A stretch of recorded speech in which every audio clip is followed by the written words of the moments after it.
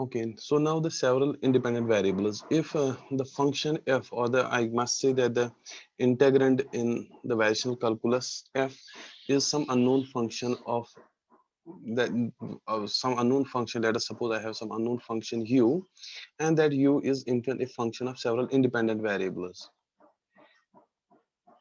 U is a function of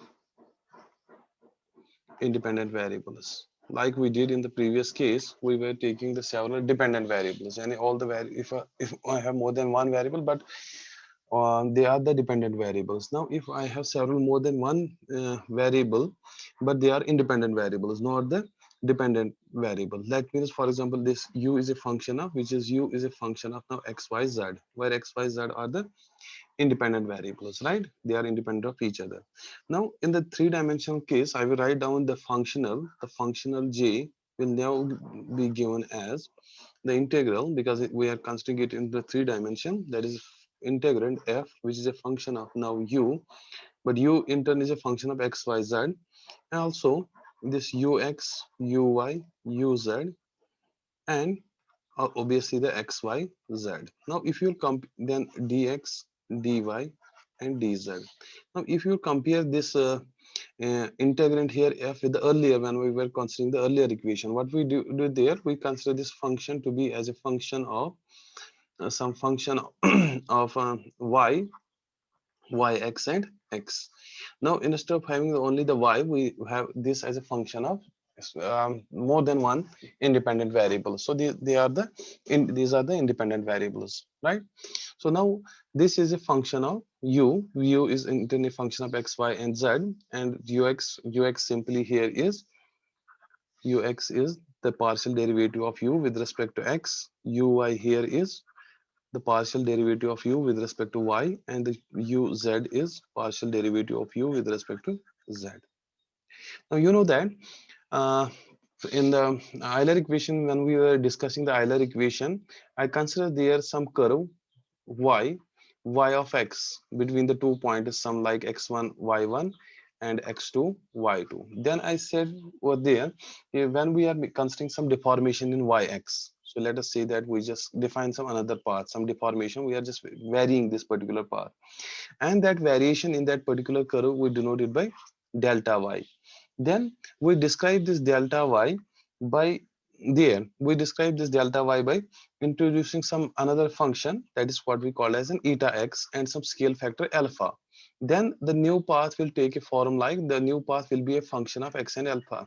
So instead of y of x, so new path, the deformed path jahan pe jo hai, which is a function of x and alpha, it will be now a function of y x0 plus alpha eta of x, right? This eta x is arbitrary. I told you at that time this is arbitrary and except being continuous and differentiable, and with its endpoint is fixed. That means neta of x1 and x2, they are equal to 0.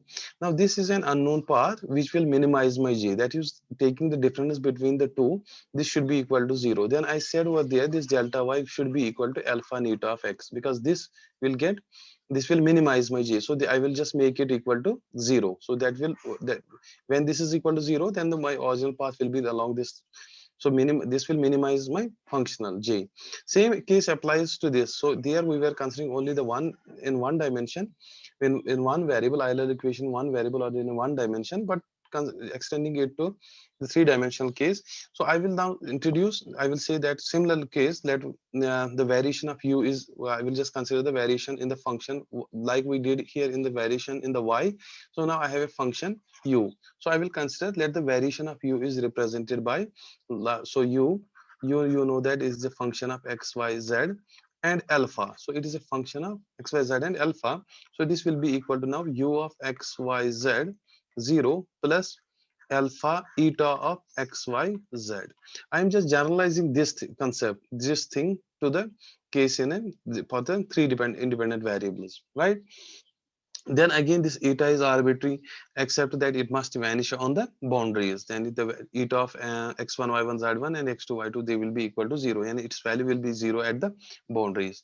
Now what is our variational problem? Our variational problem is to make our j जो functional यहाँ पे है, to make it stationary.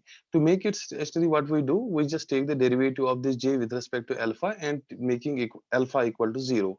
So that means this partial derivative of j divided by partial derivative of with respect to alpha at alpha equal to 0 will now be equal to, because now j kya hai aapka, j is your function of u, y and this, all these things, because it's f. So what I will do, I will just consider this to be as a function of partial f, जैसे हम यहाँ पे किया है partial f by partial u. Now f actually is a function partial f by partial u with respect to u only. That means that will contain this term, and then this eta, where eta is actually a function of x, y, and z, plus partial f by partial ux now with respect to this thing, then eta of x plus partial f, similarly partial f by partial uy into eta y plus partial f by partial uz into eta of z. Then we have this dx, dy, dz should be equal to 0 now. This should be equal to 0. Then the derivative, taking the derivative of this j with respect to alpha and making alpha equal to 0, make this particular quantity a stationary value, right? Now, after that, what we do there, agar aap, if you will compare this thing to the simpler case, to the one dimensional case, what we do, we just integrate the second term by parts. So when we do the integrate the second term by parts, the so that where this eta x I can take out from eta, I can just take out from these. So I will just do the same thing. I will just integrate this term by parts, this term by parts, this term by parts. So once I will do that, this eta x will automatically come out of this the eta x, eta will eta here, it will be a function of xyz, it will be a function of xyz, it will be a function here, it is already a function of xyz. Eta x here is, what is eta x here, by the way? It is d eta by dx. Eta x here is d eta by dx, partial x, and similarly d eta y is equal to partial eta by partial y, and so on, similarly to this thing. So once we do that, the integrand part will vanish at the boundaries. Integrand part will vanish at the boundaries. That means when we apply the limits, for example, I have set the limits here x1 to y1, x1 to y1, y1, x1 to x2, y1 to y2, z1 to z2. So all these values will vanish, and we will be left with this term, this integral partial f by partial u minus this minus 7 will be because when you integrated by parts. Just go through this lecture how we did it there. Similar thing applies here. Partial f by partial ux into, sorry, partial f by partial x into partial f by partial x minus partial by partial y into partial f by partial uy minus partial by partial z into partial f by partial uz. Then this eta xyz, it will appear here, it will appear here, it will appear here. So I will write down eta xyz into dx dy dz. This should be equal to 0. Okay, now here if you go, in the previous case we were taking there as a total derivative d by dx, but here we have considering this as a partial derivative. The reason being that the function, जो function यहाँ पे involved हैं, they are they also depend on y and z. They are also the functions of, for example, in this case this will depend on y and z also. Here since we are taking the derivative with respect to y, so f here depends upon the x and z. We are taking the derivative with respect to z, so that means that is the f will depend upon here x and y. That's why we are taking these as a partial derivatives, right? Then again we will apply the same argument here, that this eta x y z जो है आपका, it is arbitrary. So what we will do, we will just set this term. So that means this term into this term is equal to 0. So what, this is arbitrary, this cannot be equal to 0. That means this particular term will then be equal to 0. So this term in the parenthesis जो यहाँ पे है, जो bracketed term है, this will be set to 0, and that particular equation will be then the Euler equation in for the 3 independent variables. So the Euler equation for 3 independent variables now will be equal to partial f by partial u minus partial by partial x into partial f by partial ux minus partial by partial y into partial f by partial u y minus partial by partial z into partial f by partial u z. This should be equal to 0. So this is actually an Euler equation for three independent variables. Okay. Okay. Now what I will do, I will just consider one simple example. I will consider a Laplace equation in your electrostatics. So you know that the Laplace equation dot to psi is equal to 0. Yeah, dot to phi is equal to 0. Laplace equation.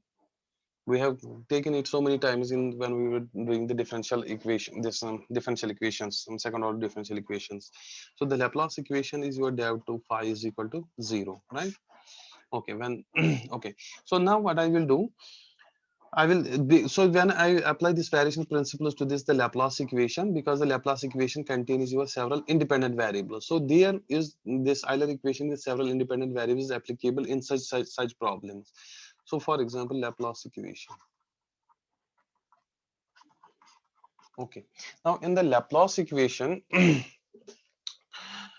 what energy density, I will just start with this. The energy density, that is the energy per unit volume. The energy density is always given by 1 by 2 epsilon E square. E square is the electric field.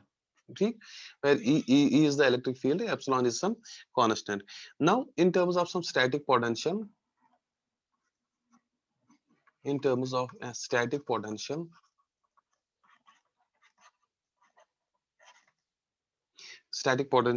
this energy density is given by, energy density is 1 by 2 epsilon. Now E is equal to delta phi here. So this E, I will replace it by delta phi square, because the electric field there will be equal to the potential, this delta phi. So this will be equal to E delta phi square. This is the energy density. Fine. This is very important problem. That's why actually it's because of this problem I just take this again. So now I will do one thing. I will impose the requirement on this particular case that the electrostatic energy in a given this अगर for example मेरे पास कोई given volume है, charge free volume है, given free charge free volume, I will just make a requirement that the electrostatic energy in that particular volume be minimum, right? And that minimum value will be subject to certain conditions on this potential phi. Okay, potential phi, but at the boundaries. So what I mean by this, so the assumption, this particular assumption that the volume is charge free, that for example if I'm considering this particular volume, so that the assumption that this is charge free is that uh, so obviously, okay, so to make it free, charge free, we will just see that this that that will make this phi like continuous and differentiable throughout this given volume. So that means the phi, the potential phi throughout this volume will be continuous and differentiable. So what we require there, then we require that the situation to this particular case when when the phi is continuous and differentiable throughout this volume in this charge free volume, the situation is very similar to the that we do in the variation principle. That means I will just apply the Euler equation to this particular case. So applying the Euler equation to that particular case, I will just write down the, so it will just minimize minimize the potential in that particular volume. So the condition is that the functional j, that means the integral, this delta phi square delta phi square, this dx dy dz, it should be minimum, it should be minimum. Now delta phi square, you know that phi actually is a function of phi is a function of x, y, and z, right? So what, so delta, but this is delta phi x phi whole square. So this is a derivative of this. So what I will do this, I can just write this functional as, this is right as a phi x square plus phi y square plus phi z square into this dx dy and dz. Okay, this is actually where we need this variation calculus. So this variation calculus we can use in the classical mechanics, we can use in the electrostatic problems also. So for example, this is one of the classical mechanics की हमने कुछ problems ली है, like we talk about the variation and this Hamilton's principle, the Hamilton's equations. But I just consider this example because this variational calculus also has certain applications in. This has applications in quantum mechanics, but this also has applications in the electrodynamics or electrostatics, I might say. So this so we need to make this given quantity. So this is my functional now. So the functional जो मैं अभी आपसे कह रहा था, functional वहां पे मैंने u x u y u z की बात की थी, and then x y z. So that is actually equal to my phi x square, phi y square, and phi z square. Okay, phi z square. Now phi x, phi y, phi z क्या है यहाँ पे? Phi x is dou phi by dou x, phi y is your dou phi by partial y, and phi z is your partial phi by partial z. Right? So now we don't need to go into this. We have already have the Euler equation for several independent variables. I will just use that Euler equation to just find out what could be the how we will obtain the Laplacian equation for that particular, for the energy density in a in some charge free, which is actually a charge free volume. Okay, so from that actually we are going to obtain this. We start with this energy density and we will arrive at an Laplace equation. See now I had the जो मैंने अभी लिखी थी जो which we obtained in a while, the Laplace, this Euler equation for several independent variables, that is partial f by partial u minus partial by partial x into partial f by partial ux minus partial f by partial uh, partial by partial y into partial f by partial uy minus partial by partial z into partial f by partial uz. This is equal to 0. ये हमने अभी obtain की थी. Now look at your function here. This particular function, it is a function of phi x, phi y, and phi z. It is independent of this phi. It is independent of phi. So this term here, partial f by partial, and now I will just rewrite the Euler equation first in terms of these variables. So this will be now partial f by partial phi, because we have the variable as y, minus partial by partial this x into partial f by partial phi x minus partial by partial y into partial f by partial phi y minus partial by partial z into partial f by partial phi z. This should be equal to 0. Now here there is no phi dependence in this function here. So this term here will be equal to 0. And now we are left with this. I already have phi. So when we are going to take the differentiation, so let me write it here separately. See, we have f जो मेरे पास function है. Okay, this f is actually phi x square plus phi y square plus phi z square, right? अगर मैं आपसे कहूँगा find the derivative of f with respect to phi, यानी partial phi by partial phi x, so you will say that it will be twice phi of x, right? Now this will be equal to 0 because it is independent of the phi x. Similarly, partial f by partial phi y will be equal to 2 phi y, and partial f by partial phi z will be equal to twice partial phi z. Okay, so now taking the derivative with here, so applying this the derivative here, let me just write it first. So this is 0. It will be now equal to minus term. I can minus sign. I can just keep it out, so that will get absorbed in the right hand side, 0 of the right hand side. So this will be now partial by partial x, partial f by partial x. What is that? That is 2 phi x, right?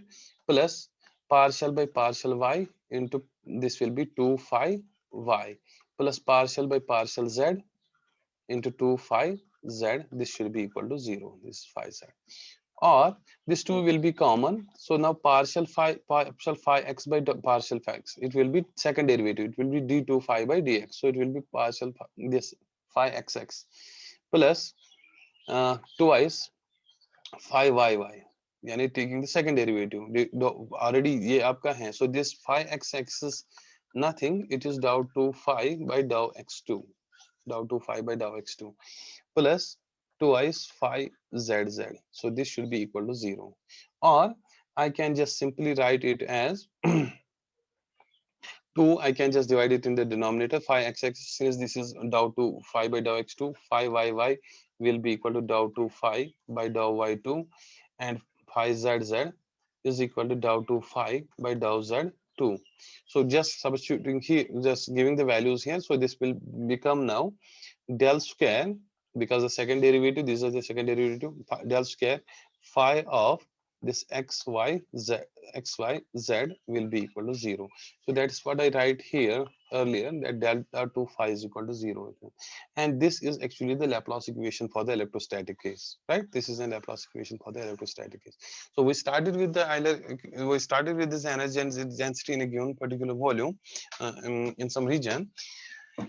Then we arrive at the Laplace equation. So Laplace equation actually gives us the minimum the minimum value of the given quantity in that particular in that particular charge free volume, in the charge free in this in a volume that is actually a charge free. So it makes that it makes that, so you know that this delta phi is actually differentiable and it's continuous in that particular region in that given charge free volume.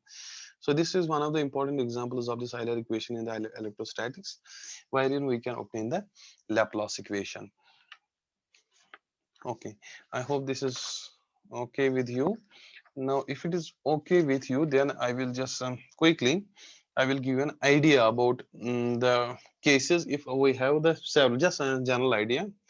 If you are in you don't need to do, for example, if you remember only the Laplace this Euler equation for dependent and the several in this independent variables, because this makes the if I have some function that is integrand f that is actually a function of dependent as well as the independent variables, the obviously the problem is gets bigger and it becomes more complicated. But to have some idea, you should have you must have the idea about this thing also. Several dependent and independent variables. Now it is actually the combination of both these cases with several dependent variables and several independent variables. So what is the case? So if the integrand f contains more than one dependent variable and more than one independent variable, contains more than one dependent and more than one independent variables. Like, how could be the function like? That means the function will be like f. This f is actually a function of some p x y z. These are the p x y z is an independent variable. Then I have this px py pz. Then I have q, which is again a function of x y z. Okay, then we have the qx qy. These are the derivatives qy and qz, and also we have r x y z. Then we have rx ry rz, and we have rx ry rz. Then we have x y z. Okay, now this is a case. This is actually where we talk about the independent variables. So these are the independent variables. But when I am considering P, Q, R, they are the dependent, several dependent variables. So this integrand f contains actually dependent as well as the independent variables. Now what we will do, we will just proceed again the same way like we did for the dependent variables and the independent variables. That will I will just consider a deformation or some variation in the paths. Then I will just define the new path. For example, p x y z case, q x y z, r x y z in terms of a new scaled variable, in terms of a new variable. So for example, I will consider here p x y z alpha. So I will just denote it by the another path, some p x y z 0 plus alpha eta. Let me not eta right here. I will just write here zeta x y z. Okay, similar case applies to this q of xyz. This q of xyz alpha, it will be equal to q xyz 0 plus alpha, now eta of x, y, z. And then r of x, y, z, alpha is the new path, is a function of alpha also. It will be r x, y, z 0 plus a some this symbol. This is इस तरह से हम इस symbol को बनाते हैं, डीटा हम इसको बोलते हैं, डीटा x, y, z and so on and so forth. Similarly, I can just write it, write for the r, t, u, v, so on and so other variables.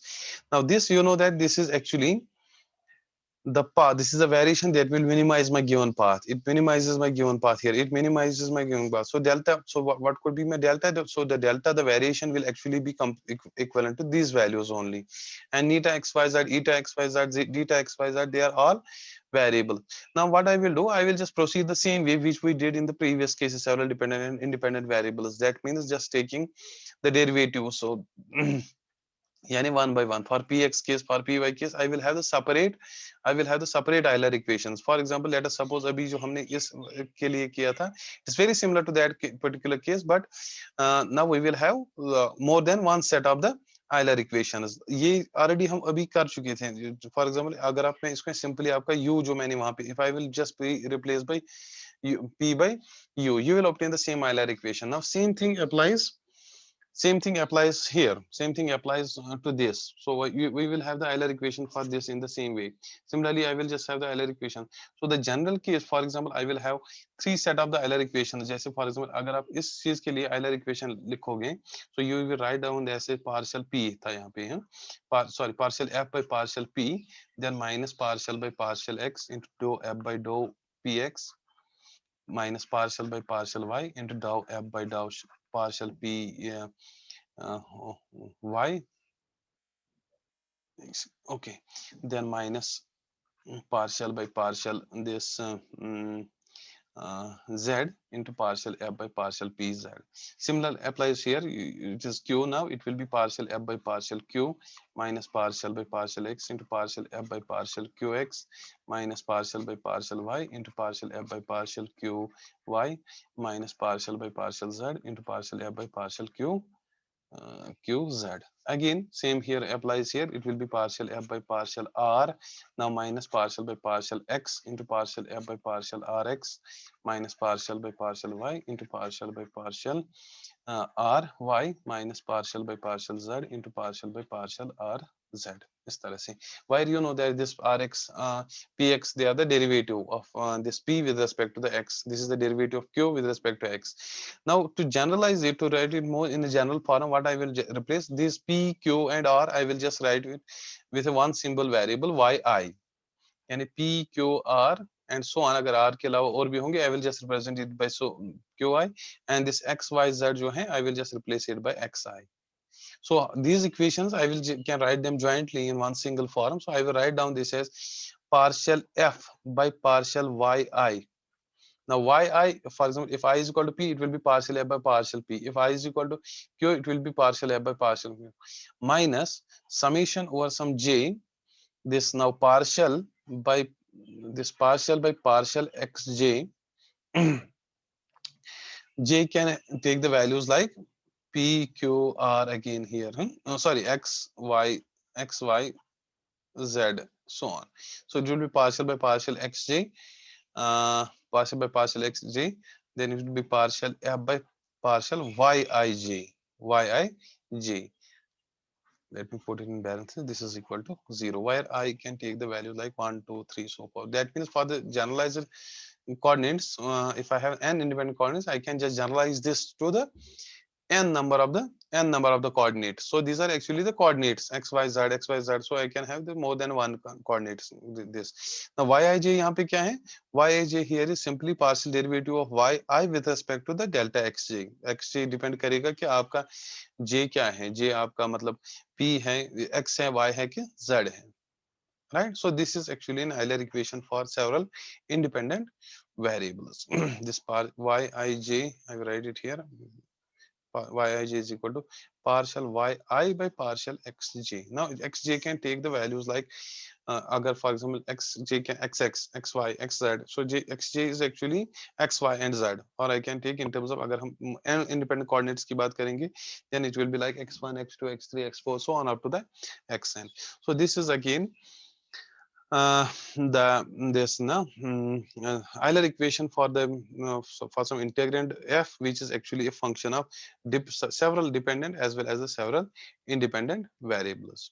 Okay, so that's it about this now. So we have just one meeting left and we will do it inshallah maybe tomorrow or the day after tomorrow, the geodesic. So I'm done here. If you have any questions, any queries, you are most welcome to ask. अगर किसी को कोई चीज समझ में नहीं, कोई point he want to explain it further, I am ready to explain.